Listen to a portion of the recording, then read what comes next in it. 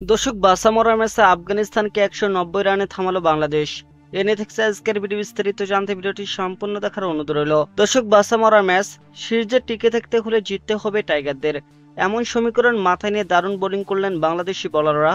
সিরিজের দ্বিতীয় ওয়ানডেতে 44.5 ওভারে আফগানিস্তানকে তারা অল আউট করে দিয়েছে 190 রানের মধ্যেই। দর্শক অর্থাৎ সিরিজে সমতায় ফিরতে হলে বাংলাদেশকে করতে হবে 191 রান।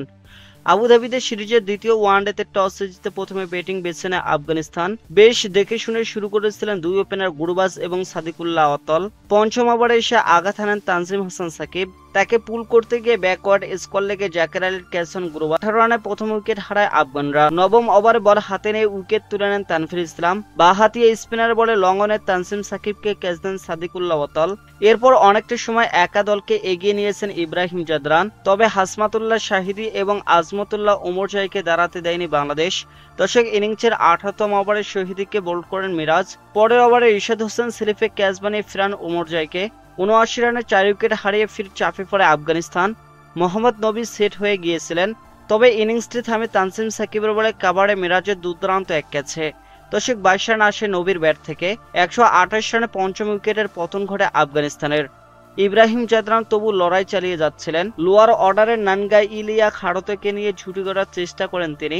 দর্শক দুজনে যোগ করেন 36 রান। খারতের বিদায় হয় বাউন্ডারি থেকে তানজিদ হাসান তামিমের দুর্দান্ত এক থ্রোতে, সরাসরি স্টাম্প ভাঙ্গায়। মেহেদী হাসান মিরাজের বলে রশিদ খান আউট হন 1 রান করেই। 157 রানে 7 উইকেট হারালেও হাল ছাড়েনি আফগানিস্তান। পথের কাটা জাদরানকে সরানো যাচ্ছিল না কিছুতেই। অবশেষে জাদরান নিজের ভুলেই উইকেট দেন মিরাজকে। দর্শক সেঞ্চুরি থেকে 5 রান দূরে থাকতে ছক্কা হাঁকাতে গিয়ে ডিপ মিড উইকেট বাউন্ডারিতে রিশাদ হোসেনের হাতে ধরা পড়েন জাদরান। 140 বলে 95 রানের ধৈর্যশালী ইনিংসে মাত্র 3টি চার আর একটি ছক্কা মারেন আফগান এই ওপেনার। পরের ওভারে গাজানফর 22 রানে রিশাদের বলে ক্যাচ দেন। আফগানিস্তানের 9 উইকেটের পতনের পর এর আগে রিটায়ার্ড হার্ড হওয়া রহমত শাহ মাঠে নেমেছিলেন দলের জন্য, কিন্তু রিশাদ হোসেনের বলে ব্যাট করতে গিয়ে আবারও ক্রিজে পড়ে যান, ফলে আর ব্যাটিং করতে পারেননি তিনি। দর্শক 40.5 ওভারে 190 রানে থামে আফগানরা।